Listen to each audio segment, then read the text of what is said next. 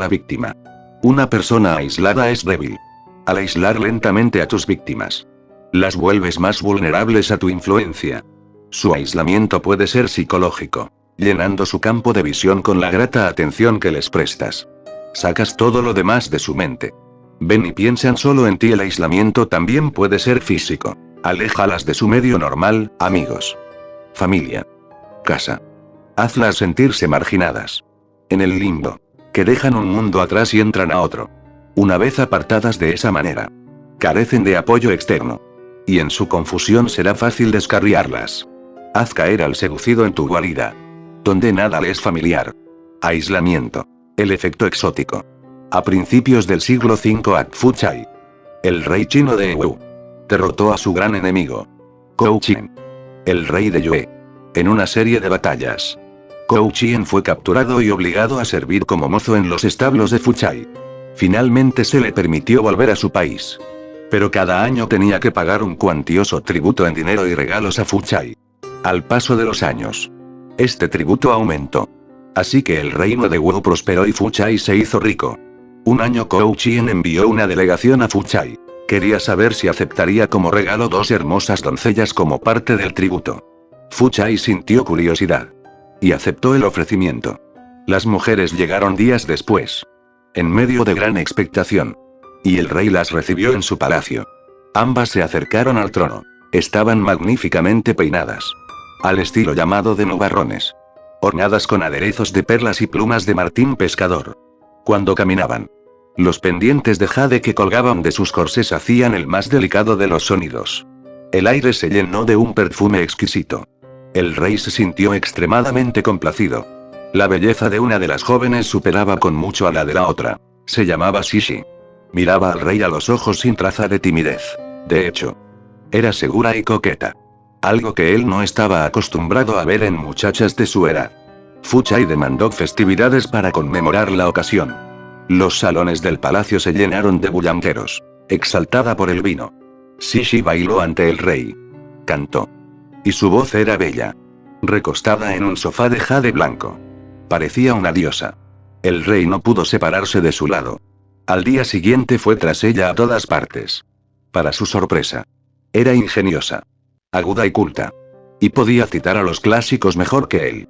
Cuando tenía que dejarla para ocuparse de sus asuntos reales, su mente rebosaba con su imagen. Pronto la llevaba consigo a sus reuniones. Y le pedía consejos sobre materias importantes. Ella le dijo que escuchara menos a sus ministros. Él era más sabio que ellos. Y su juicio superior. El poder de Shishi aumentaba día con día. Pero ella no era fácil de complacer. Si el rey no le concedía alguno de sus deseos, sus ojos se anegaban en lágrimas. Y a él se le ablandaba el corazón y se rendía. Un día ella le rogó que le erigiera un palacio fuera de la capital. Él la complació. Por supuesto. Y cuando visitó el palacio, su magnificencia le asombró, aunque él lo había pagado todo. Shishi lo había llenado de los accesorios más extravagantes. Los jardines contenían un lago artificial con puentes de mármol que lo cruzaban. Fu Chai pasaba ahí cada vez más tiempo, sentado junto a un estanque viendo peinarse a Shishi. Con el estanque por espejo, la veía jugar con sus aves, en sus jaulas enjolladas. O simplemente caminar por el palacio, porque se movía como un sauce en la brisa. Pasaron los meses. Él permanecía en el palacio. Se ausentaba de reuniones. Ignoraba a sus familiares y amigos. Descuidaba sus funciones públicas. Perdió la noción del tiempo. Cuando llegó una delegación para hablar con él de asuntos urgentes, estaba demasiado distraído para escuchar. Si algo que no fuera Shishi ocupaba su tiempo, le inquietaba sobremanera que ella se enojara. Finalmente llegó hasta él la noticia de una crisis en ascenso. La fortuna que había gastado en el palacio había arruinado el tesoro. Y el pueblo no estaba contento. Regresó a la capital. Pero ya era demasiado tarde. Un ejército del reino de Yue había invadido Wu. Y llegado a la capital, todo estaba perdido. Fu Chai no tuvo tiempo de reunirse con su amada Shishi. En vez de dejarse capturar por el rey de Yue, el hombre que alguna vez había servido en sus establos, se suicidó. Jamás imaginó que Kou Chien había tramado esta invasión durante años. Y que la elaborada seducción de Shishi había sido la principal parte de su plan. Interpretación. Kou Chien quería cerciorarse de que su invasión de Wu no fracasara. Su enemigo no eran los ejércitos de Fuchai, ni la riqueza y recursos de este, sino su mente. Si podía distraerlo por completo, llenar su mente de algo distinto a los asuntos de Estado, caería como fruto maduro. Kou Chien buscó a la doncella más hermosa de su reino. Durante 3 años la educó en todas las artes, no solo canto, baile y caligrafía, sino también a vestir, hablar, ser coqueta. Y funcionó. Cixi no dio a Fuchai momento de reposo. Todo en ella era exótico y desconocido.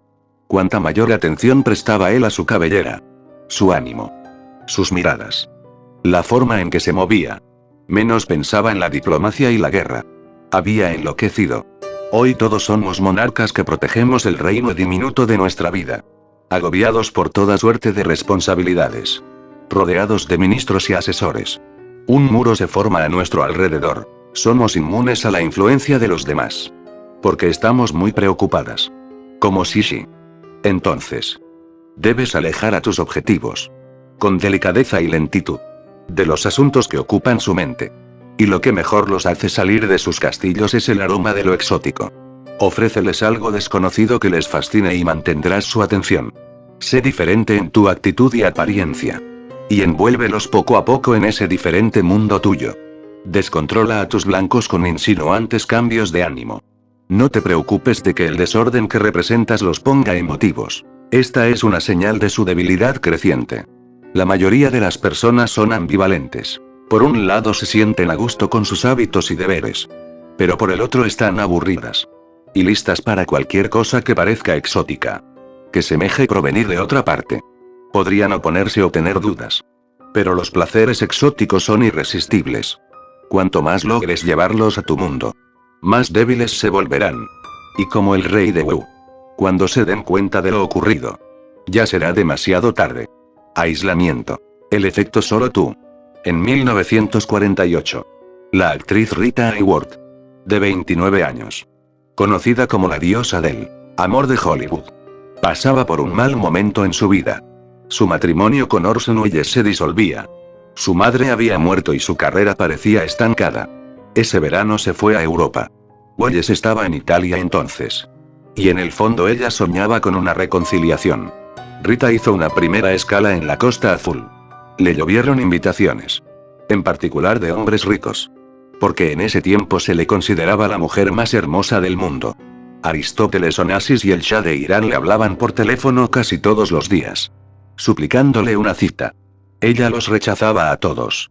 Días después de su arribo recibió una invitación de Elsa Maxwell, la anfitriona de la alta sociedad, quien daría una pequeña fiesta en Cannes.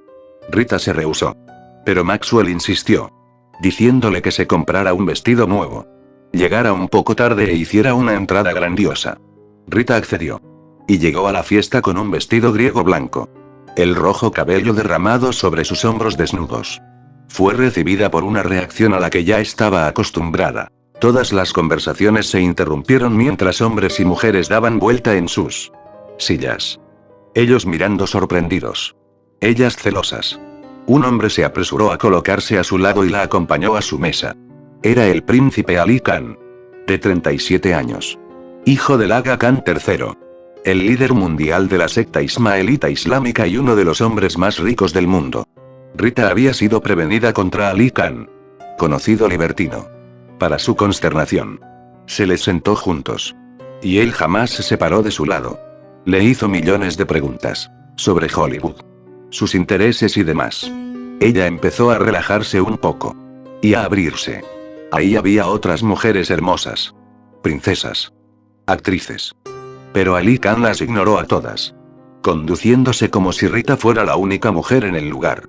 La llevó a bailar. Y aunque él era un bailarín experto, ella se sintió incómoda. Ali la mantuvo un poco demasiado cerca. Aún así, cuando le ofreció llevarla de regreso a su hotel, ella aceptó. Atravesaron a toda velocidad la Grande Comiche. Era una noche hermosa.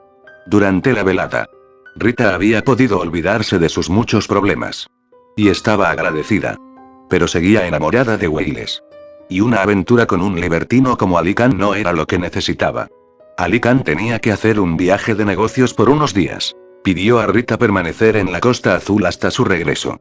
Mientras estuvo fuera, él le telefoneaba constantemente. Cada mañana llegaba un gigantesco ramo de flores.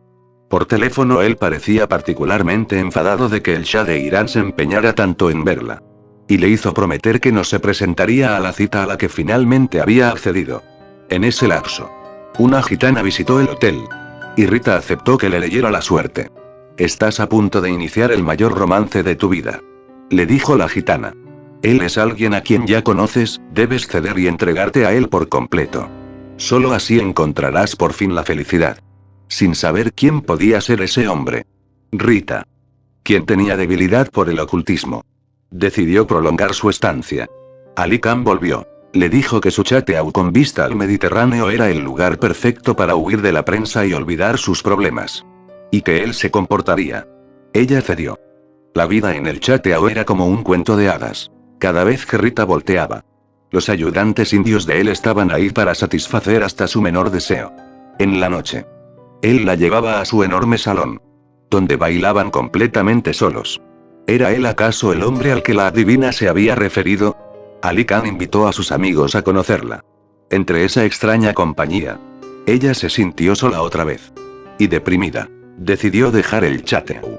Justo entonces, como si le hubiera leído la mente, Ali Khan la llevó a España, el país que más gustaba a Rita.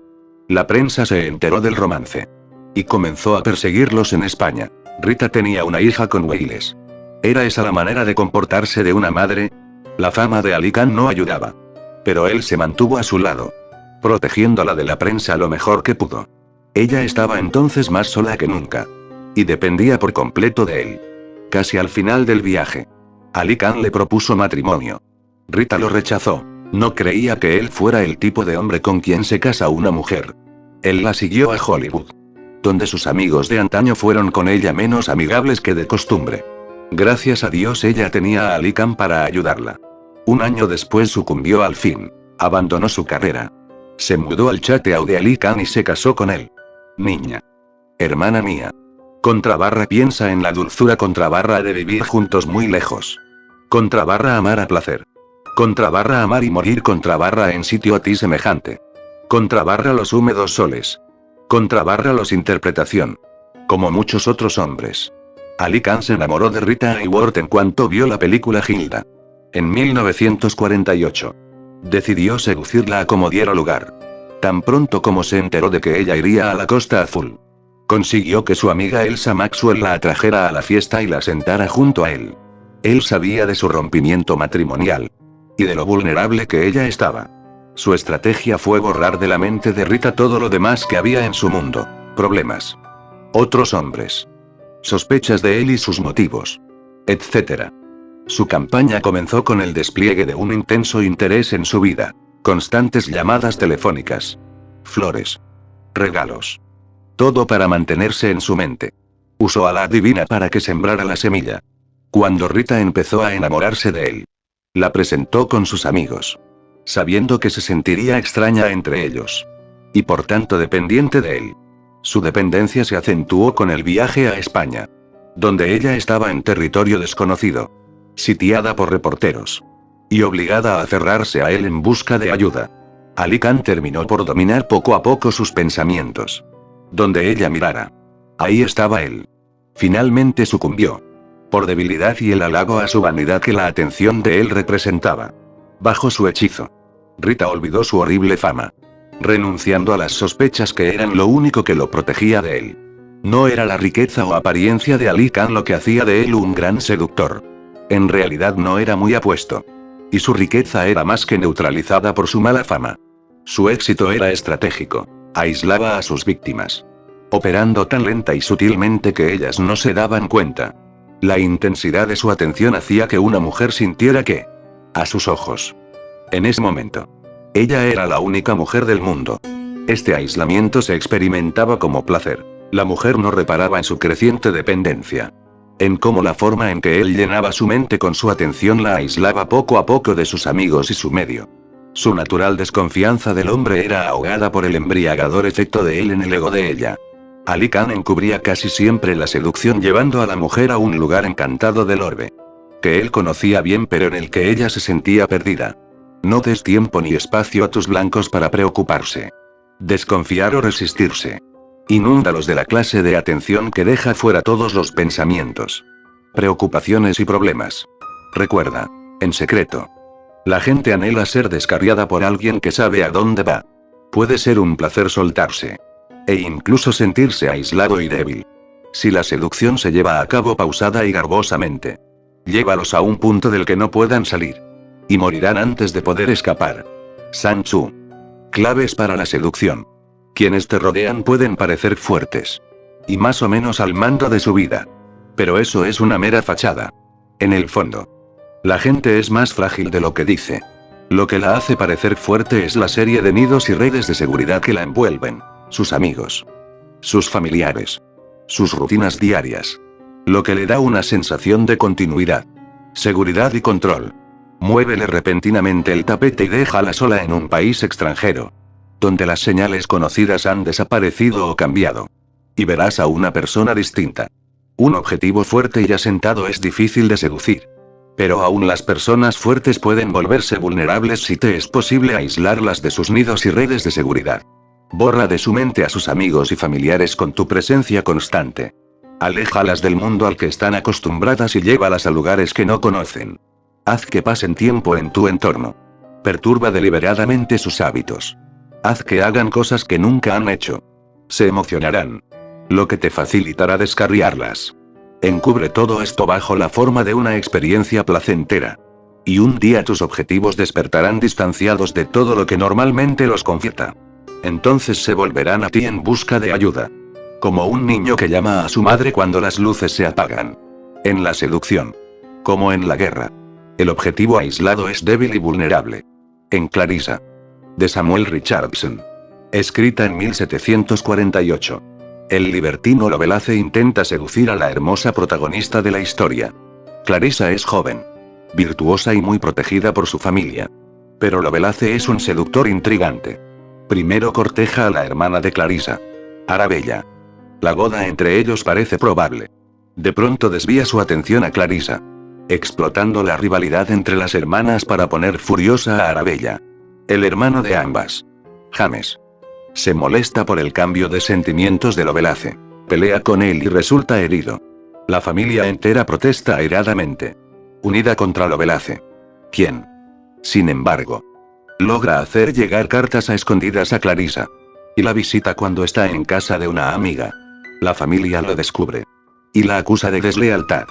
Clarissa es inocente. No ha alentado las cartas ni visitas de Lovelace. Pero entonces sus padres están resueltos a casarla. Con un viejo rico. Sola en el mundo. A punto de ser desposada con un hombre que considera repulsivo. Se vuelve a Lovelace como el único que puede salvarla del desastre. Al final él la rescata llevándola a Londres. Donde ella puede escapar de su temido matrimonio. Pero donde también está irremediablemente aislada. En esas circunstancias. Sus sentimientos por él se suavizan. Todo esto ha sido magistralmente orquestado por el propio Lovelace. La agitación en la familia. La final separación de Clarissa de ella. Todo el escenario. Tus peores enemigos en una seducción suelen ser los familiares y amigos de tus objetivos. Ellos están fuera de tu círculo y son inmunes a tus encantos. Pueden brindar la voz de la razón al seducido. Trabaja callada y sutilmente para alejar de ellos al objetivo. Insinúa que están celosos de la buena suerte de tu blanco al encontrarte. O que son figuras paternas que han perdido el gusto por la aventura. Este último argumento es sumamente eficaz con los jóvenes. Cuya identidad se halla en cambio permanente y quienes están más que dispuestos a rebelarse contra cualquier figura de autoridad. En particular sus padres. Tú representas pasión y vida, los amigos y los padres. Hábito y aburrimiento. En la tragedia de Ricardo III. De Shakespeare. Ricardo. Siendo aún duque de Gloucester. Ha asesinado al rey Enrique VI y a su hijo. El príncipe Eduardo. Poco después acosa a Lady Anna. La viuda del príncipe. ¿Quién sabe lo que él ha hecho con los dos hombres más cercanos a ella? ¿Y quién lo odia tanto como puede hacerlo una mujer? Pero Ricardo intenta seducirla. Su método es simple. Le dice que lo que hizo. Lo hizo por amor a ella.